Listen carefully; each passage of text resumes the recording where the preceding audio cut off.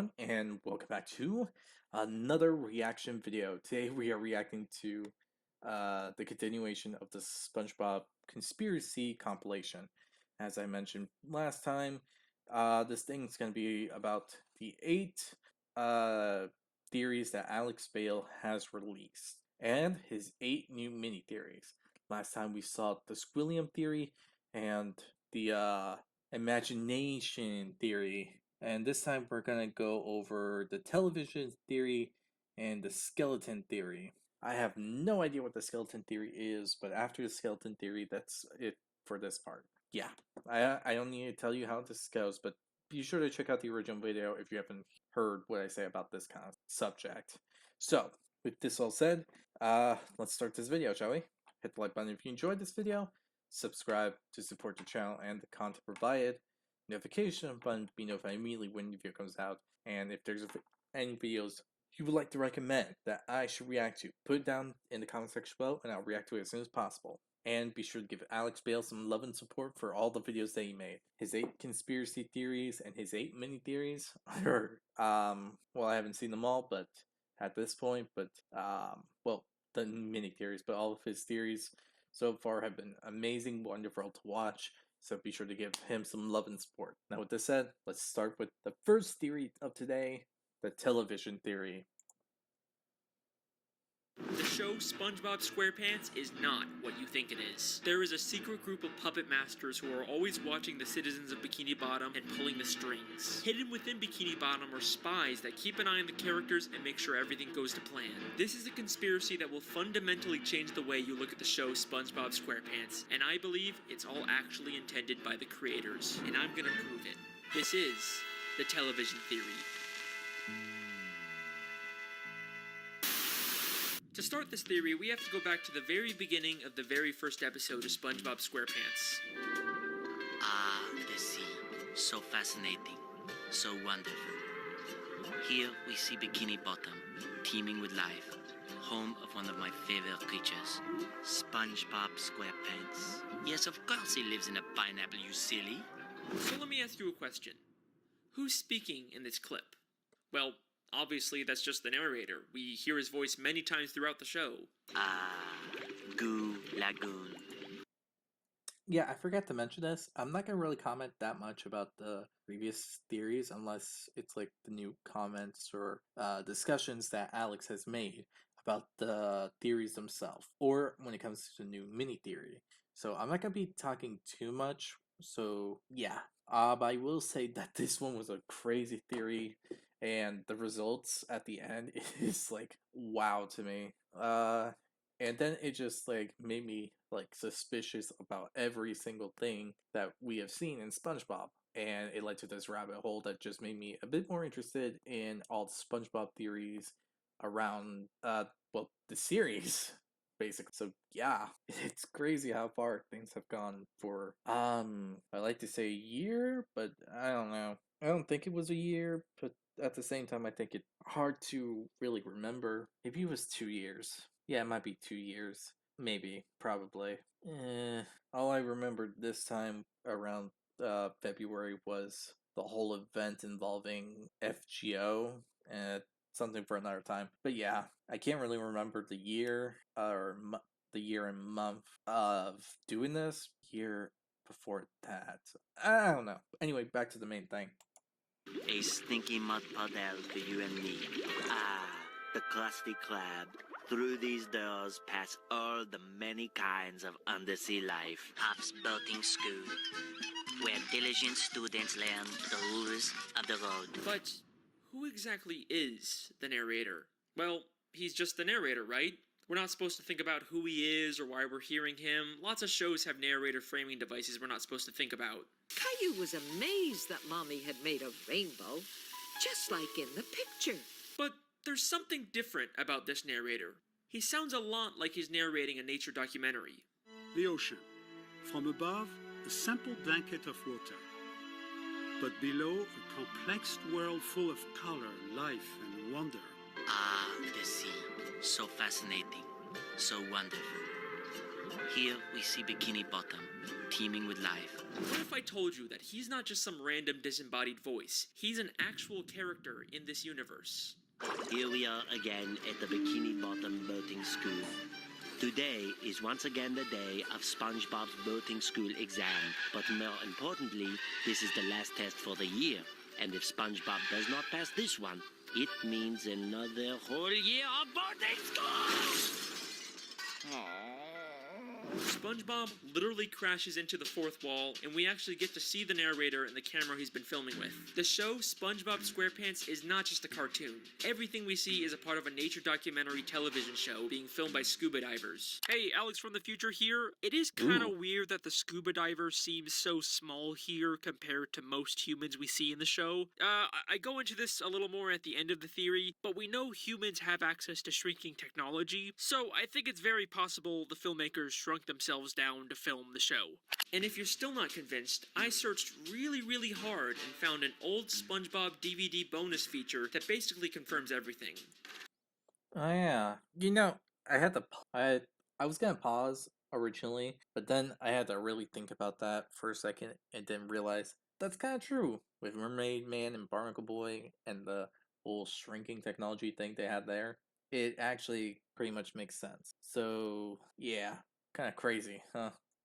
Since before time even existed, land-loving scientists have tried to learn the secrets of intelligence. Their studies led them to the sea, where the citizens of one undersea colony demonstrated a genius so enormous, the scientists felt compelled to record their actions for use in teaching mankind how to live better. The name of this miraculous place? Bikini Bottom.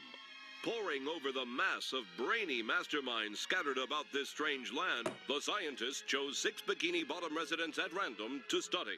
As the scientists marveled at the advanced knowledge and superior intellect of these 6 creatures, I went to college! They rolled their cameras and took notes. And now, finally, we can learn all of the things that these smarty pantsuses have to teach us. Life lessons from Bikini Bottom. I don't know how it can get any more clear than that. Now, if you rewatch the show with this new information in mind, some things start to take on a whole new meaning. Throughout the series, there's this weird, unexplained running gag of a human hand interfering with the characters. It's even in the beginning of every episode in the intro for the show. Maybe the filmmakers are doing a bit more than just studying these characters. The hand seems to mostly interfere just to maintain the health and safety of the characters, like treating SpongeBob for the suds.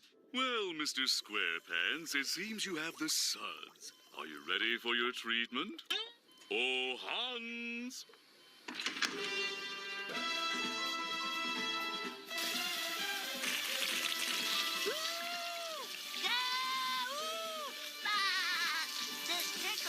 It makes sense that the filmmakers wouldn't want to risk the safety of their main character. After all, there's no show without SpongeBob, but that's not the only reason why they interfere. Season 3, Episode 16, I Had an Accident, is infamous for having one of the most absurd, confusing endings in the entire show.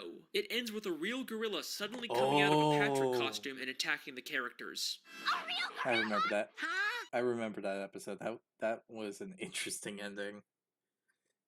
And it was really dumb in my personal opinion. That was it, really. When the title was said, I just literally forgot which episode that was.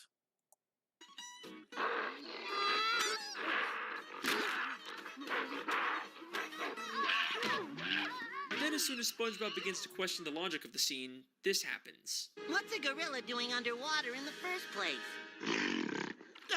Well, it's funny you should... see that... George, they're onto us!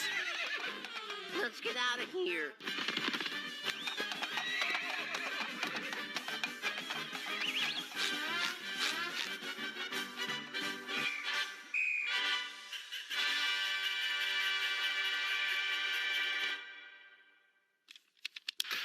SpongeBob is a weird show, but this has always stuck out as being just a little too weird. But knowing what we know now, I think I can explain what's going on here. This isn't a real gorilla. Every other land animal we've seen underwater wears a helmet and is drawn in a cartoony style. The gorilla is shown in a live-action style, and the only time we ever see live-action characters is when they're human. So I believe both the gorilla and the horse he rides away on are humans wearing costumes. The filmmakers set this whole thing up just to make the episode more entertaining. It's starting to seem like this isn't strictly a nature documentary anymore. It's more of a reality TV show made for entertainment. Who knows what other absurd elements of the show are actually put there by the filmmakers to make the show more entertaining and profitable. Although, based on the people's reaction, it doesn't always seem to pay off. But how far will the filmmakers go to make the show more profitable? Saturday morning in Bikini Bottom. SpongeBob is watching his favorite Saturday morning show, The Adventures of Mermaid Man and Barnacle Boy, enjoying a bowl of Mermaid Man and Barnacle Boy bland cereal, and wearing the official Mermaid Man and Barnacle Boy Blackfist biters. If we think of this as a television show, this sounds an awful lot like a product placement. I mean, listen to how the narrator specifically says the full names of the products. The Adventures of Mermaid Man and Barnacle Boy, Mermaid Man and Barnacle Boy bland cereal, Mermaid Man and Barnacle Boy Blackfist biters. Why don't you let me fix you some of this new Mococo drink? All natural cocoa beans from the upper slopes of Mountain Nicaragua, no artificial sweeteners. What the hell are you talking about? Who are you talking to? Maybe the Mermaid Man and Barnacle Boy TV show is actually from the surface world. They are human after all. It makes sense that the filmmakers would choose to highlight these popular superhero characters. The more they show, the more they're gonna sell Mermaid Man and Barnacle Boy merchandise. Also, Mermaid Man's old team of superheroes is referred to as a subsidiary of Viacom. The International Justice League of Super Acquaintances, a subsidiary of Viacom. And Huh. I actually didn't pay attention to that one. That is... wow. That was... Viacom at the time was the company that owned Nickelodeon, which owns SpongeBob. So that's just more proof that Mermaid Man is directly working for the showrunners. Hang on a second, why are Mermaid Man and Barnacle Boy the same size as all the fish in Bikini Bottom? Yeah, that, you know, having that said, that's actually pretty funny. I remember the company, but I didn't know that they actually owned Nickelodeon for a time. Yeah, even though humans are always shown as massive compared to fish. Whatever, I'll come back to that one later. The show doesn't even just hide product placements. In the episode Model Sponge, they literally trick SpongeBob into making a commercial for a human product. I'm ready for my close-up, Mr. Director. Loose the pants! What's happening? New sponge commercial. Take one. Your bathroom is a disaster. Get it cleaned up fast with the new sponge. Just look at that shine.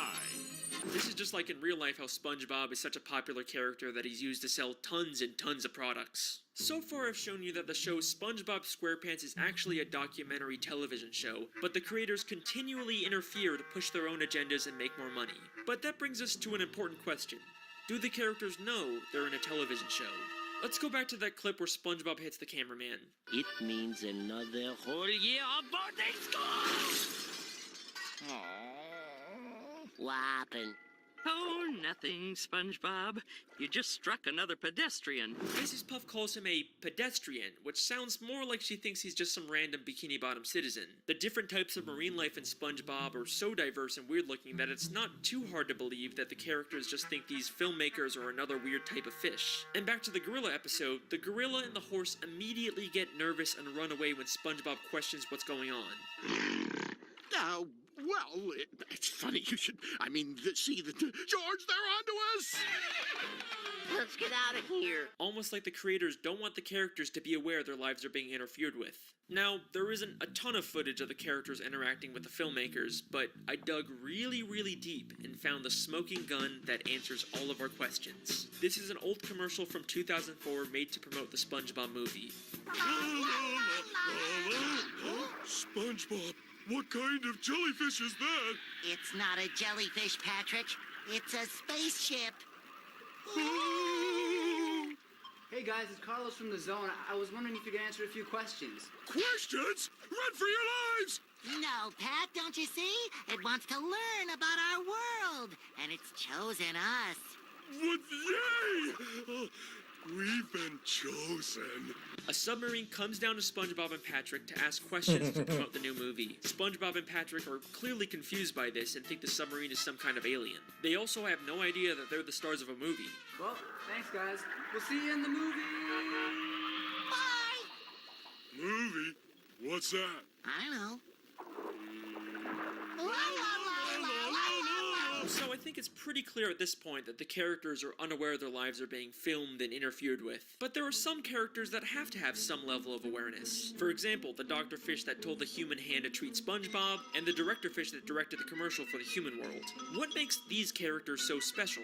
First off, the Director Fish isn't actually from Bikini Bottom. Before he directed this commercial, we saw him as a citizen of New Kelp City in the episode Whatever Happened to SpongeBob. Out of all the characters they could have used, they specifically chose a character from out of town. Almost like the filmmakers didn't want to use anyone in Bikini Bottom so they wouldn't risk everyone finding out about the television show. Then there's the Dr. Fish. We don't know where he originally came from, but he's an extremely suspicious character. Usually he's purple, but sometimes he's orange, sometimes he's purple with orange hands, sometimes he's a pirate, and he bears a striking resemblance to Dr. Manowar from the Jellyfish Convention. And now it only hurts when you touch it. Why does he have so many different disguises and identities? What is he hiding? Okay, so this isn't directly related to the television theory, but I have something really interesting to say about this doctor. In season 14's Don't Make Me Laugh, we see the Dr. Fish wearing orange gloves, and I'm pretty sure this is like a super subtle reference to this one time that he randomly had orange arms in season 1. It's like they're trying to retcon this old animation mistake and give it an in-universe explanation. They also did this with Perch Perkins, a side character who's notoriously switched back and forth between having orange and purple skin throughout the entire show. But in season 13, we get this close-up shot of him where we can see little smudges of purple makeup, implying his inconsistent colors was always him just wearing makeup. It's like the creators are telling us that little details matter. Even things that are obviously just animation mistakes have explanations in the lore of this show. Okay, sorry for the tangent. Okay, that's okay. So that time he had orange hands was actually him wearing gloves. And the news guy that kept saying the same name was actually the same guy. It's just he decided to wear makeup. Okay, that's wow. Actually seems the second part seems very accurate to like real world news reporters and all that. Wow, that's actually kind of cool that they're actually confirming all this stuff and giving us details and evidence that we wanted to know. Yeah, that's actually really cool. I just thought that was really interesting. Back to the theory. I believe hidden throughout Bikini Bottom are spies like this who are aware they're in a television show and keep tabs on the main characters and make sure everything goes to plan. There's so many suspicious characters in Bikini Bottom that it could literally be anyone. The mailman, the hot dog vendor, Old Man Jenkins, it could literally be anyone. Some people have pointed out that there's this scene with Patrick that could be implying he is a self-aware spy. 3 hours later. Can you move it along? I'm all out of time cards. But since this is the only example of anything suspicious with Patrick, I think it's a little more likely that he's just too stupid to understand what he's doing here. But what if I told you that the biggest spy of all isn't some random side character? It's one of the main characters of the show. Someone who's been there from the very beginning. Someone who's not even from Bikini Bottom. Someone who's not even from the ocean. That's right. Sandy Cheeks. Sandy Cheeks is the thrill-seeking scientific squirrel from Texas who lives underwater in her tree dome. But why did she come to Bikini Bottom? In the episode Chimps Ahoy, we find out she was hired by a group of chimpanzees to come underwater and create inventions. But why does she need to be underwater to make inventions? She could have just as easily made any of her inventions on land. It must be extremely expensive to maintain a giant dome of air underwater. There is no way the only reason she's here is to make random inventions. I think this whole episode is an elaborate ruse to throw off the other characters from the real reason Sandy is in Bikini Bottom, to spy on the main characters and make sure the show stays on track. Many of the times the characters are in danger, Sandy conveniently steps in to save the day, and many of the wacky, entertaining episode plots are driven by an invention Sandy creates. Everything she does is a calculated move to carry out the hidden agenda of the filmmakers. Her entire friendship with SpongeBob and the other characters is built on a lie. But you're probably saying, Sandy is a sweet, friendly squirrel. There's no way she's behind this. You're not convinced yet? That's okay. Because what I'm about to show you is so mind-blowing, so insanely revealing, that it's actually the whole reason I decided to make this video. Get ready for the big one. Season 10, Episode 10, Feral Friends, is the episode that unlocks this entire mystery. During a birthday party, a green moon suddenly appears and turns everyone except Sandy into less evolved, real-life versions of themselves. Sandy is completely caught off guard by this and decides to call someone for help. And take a guess who she calls.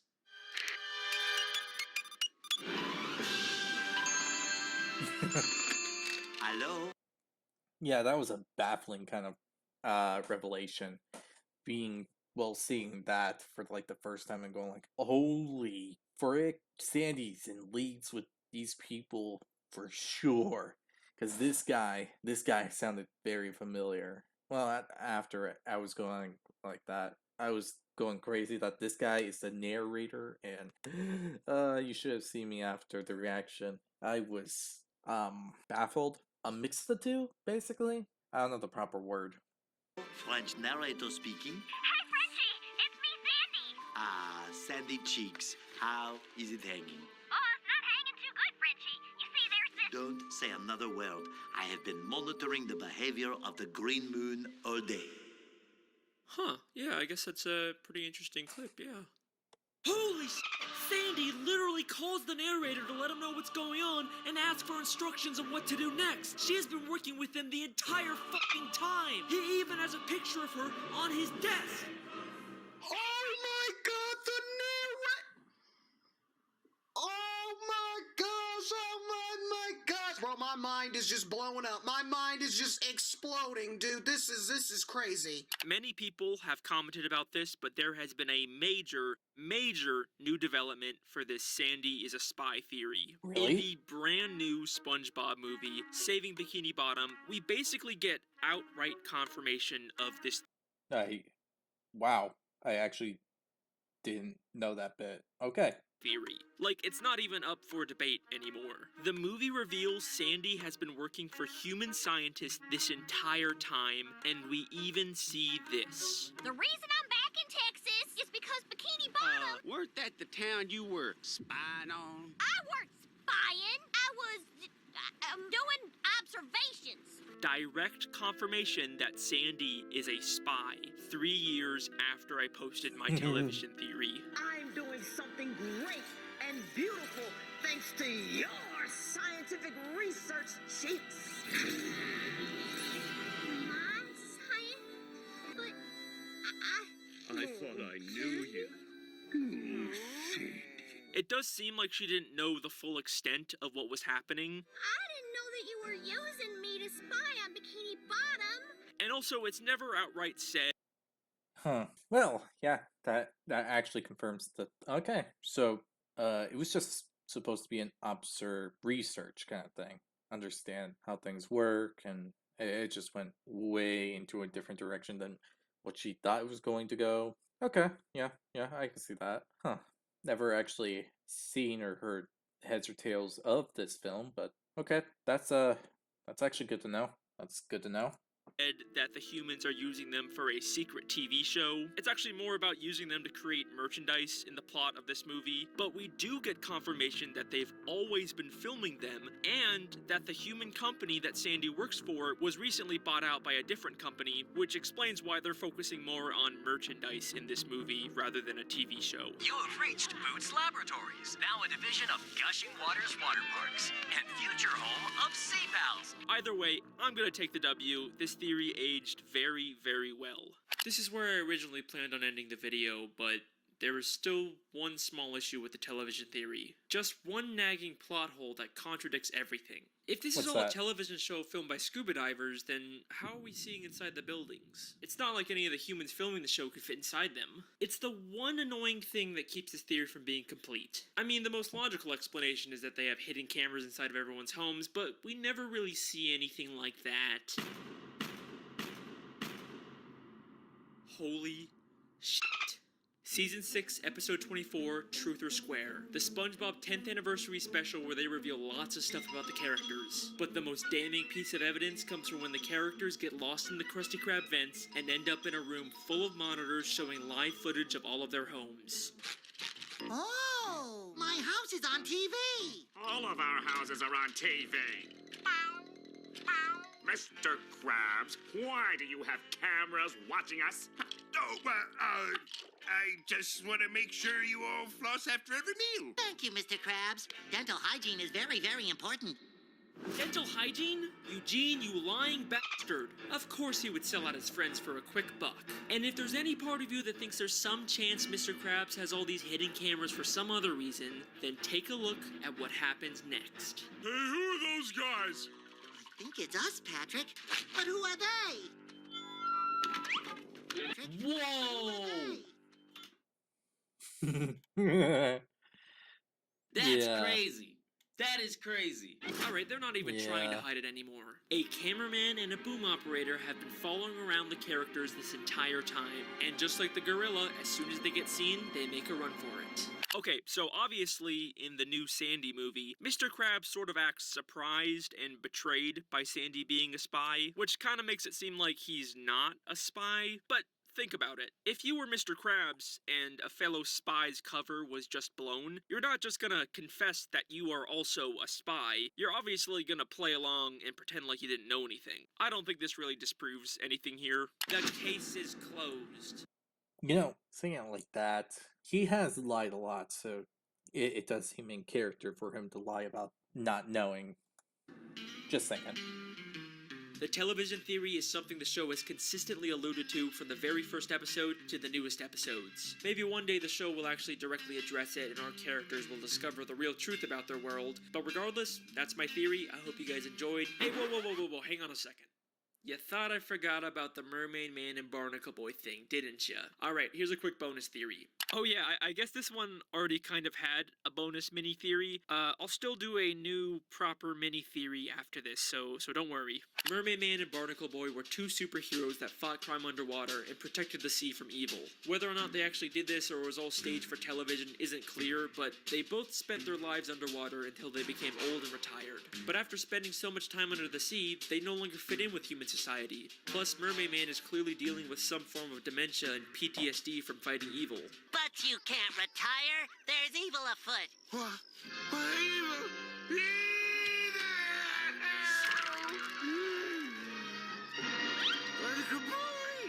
So, they decided to live the rest of their lives in Bikini Bottom, and in order to fit in better with their fellow sea creatures, they made the permanent decision to shrink themselves using Mermaid Man's shrinking belt.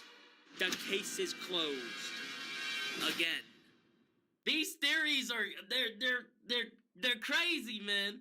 I don't know where he comes up with it. I don't know how he finds it, but the man he's spot on. He is spot on. I believe all of it.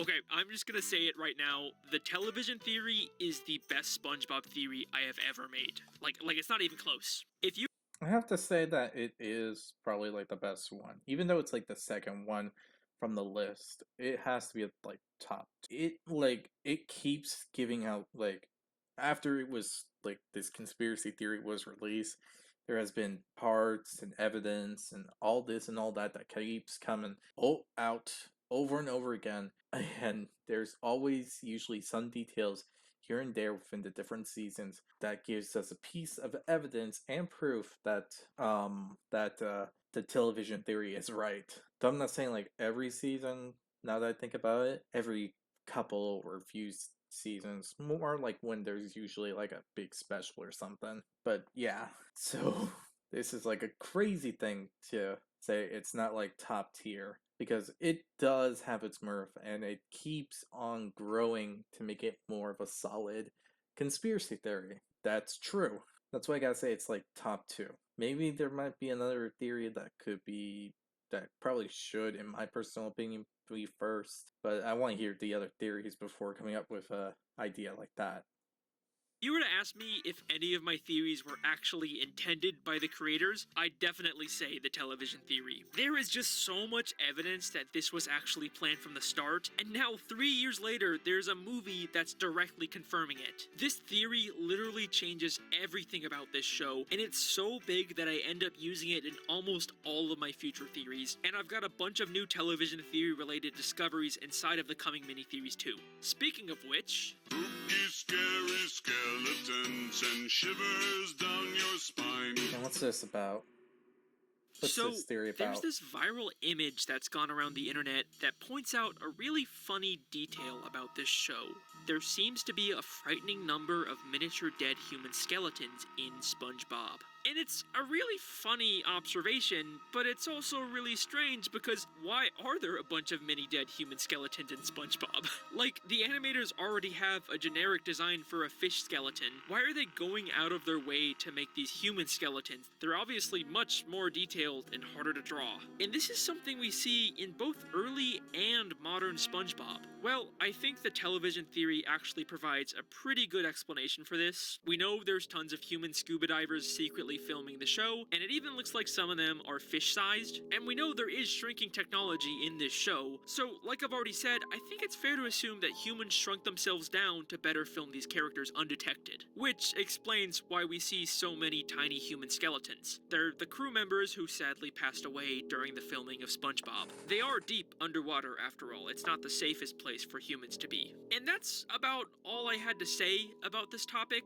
It's not actually that interesting. I probably wouldn't have even bothered making this separate mini theory if it wasn't for a very interesting piece of SpongeBob history that was recently made public. The original SpongeBob Pitch Bible, the document created by Okay. Steven Hillenburg in Oh, wow. 1997 to pitch the show to Nickelodeon, was just recently finally made available to the public. And it is full of fascinating early ideas. Wait. You mean SpongeBob and Patrick would be like rivals from different companies? That is, wow. I didn't expect that one. So originally, Patrick was supposed to work for the Chum Bucket under Plankton, while SpongeBob worked at the Krusty Krab, and the design on the inside was a lot more different than. Oh, okay, that's actually Concept interesting. art for the show. But what's interesting to me is that much like the show itself, the Pitch Bible is presented like a fictional in-universe report from a team of deep-sea divers discovering Bikini Bottom for the first time. An afternoon ascent into the deep crystalline gulf, which plummets from the island's coral base, revealed the natural wonder which had so long eluded the eyes of mankind. We had indeed found Spongeboy, which was the original name for SpongeBob. There before us, glistening in the glow of our dive lamps, sat a submerged treasure unlike any other in the world. We were afforded a first-hand glimpse into the character of Spongeboy and his world. It's crazy that even the Pitch Bible for this show has lore. If this doesn't prove the television theory, I don't know what does. But there's something in this Bible that I always thought was a little strange. On page 12, there's a dedication section. It describes one of the first expeditions to Bikini Bottom taken by a deep-sea diver named Bucky Leavitt, using a new and untested diving suit, which ultimately imploded from the undersea pressures. Bucky died making the only known map of Bikini Bottom. It is to Bucky and his pioneer spirit that we dedicate this research. It's kind of a strange thing to include in a pitch for a kids show of all things. The story seems to be inspired by Benjamin Leavitt, the inventor of the suit shown in this photo, but there's no record of him ever dying during an expedition. So it seems like this story about Bucky was completely made up just to add more lore to the show. So it then begs the question, if he is a character in this universe, where is Bucky's body? Could he possibly be one of the human skeletons we've seen throughout the show? Well, we know Bucky died in his old prototype diving suit, so I think his body would probably still be inside of it. So the real question is, do we know of any diving suits in Bikini Bottom? And yes, we do. We see it almost every episode.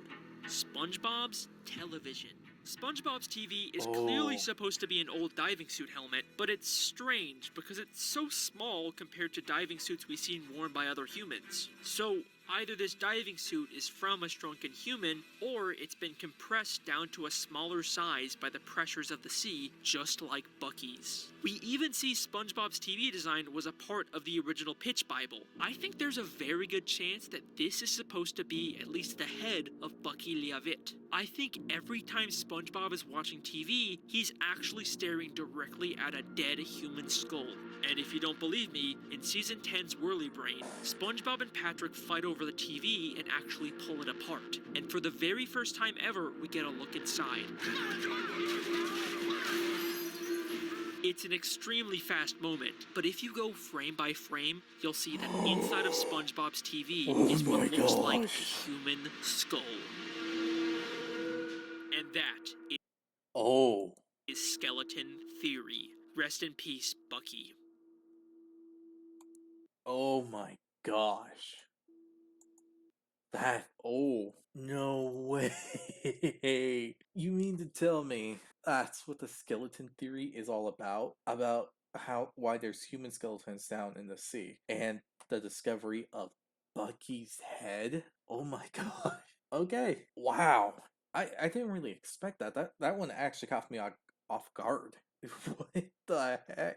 That is so crazy to hear. Man, I really didn't expect this one. Like, this one really caught me off guard. Wow. So that's the story on this theory, huh? All right. Two mini theories down. Two of the main conspiracies done, and wow, we're here. Jeez. Uh, this is crazy. Wow. I'm still baffled about the mini theory. That was a good one. Maybe I don't know. Maybe if there was more stuff. Well, that one just seems more simple, and it just straight to the point, hits straight to the heart, and yeah. But it doesn't really confirm if that was Bucky or someone else. Let's just say it is. I mean, after all, it is like an old deep side diver helmet, so I'd like to think that it might be Bucky, now that I'm thinking about it. Yeah, that's what I'm thinking at this point. So I hope that you all enjoyed this video. If you did, hit the like button below, hit the subscribe button to support the channel, support the content provided, and so on and so forth. Hit the notification button to be notified immediately when the video comes out. And as I said in the beginning, be sure to give Alex Bale some love and support for the video that he made. And tell me what you think about all these new additions to these two theories. One for the television, and tell me your thoughts on this new mini theory. So, because, yeah, like, it's still baffling me. That is a haunting thought. This normal TV that you have seen in SpongeBob for so long, and you're being told at this very moment that that TV has a literal human freaking skull in it. Crazy. So, wow. So next is the Mrs. Puff theory, and what else? Part 2. Huh. Well, hope you all enjoy, and as I said before, see y'all next time. Bye.